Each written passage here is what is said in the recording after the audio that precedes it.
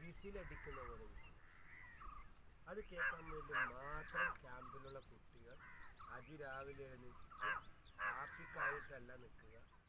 മാഷ് വിളിക്കുമ്പോൾ ആയിട്ടില്ല എന്നല്ല, മാഷ് വിളിക്കുന്നതിന് മുമ്പ് എഴുന്നേറ്റ് പോവുക. മോർണിംഗ് കോൾ കേൾക്കുക എന്നുള്ളത് നമുക്കുണ്ടാക്കുന്ന ഊർജ്ജം വല്ലാത്ത ഊർജ്ജം.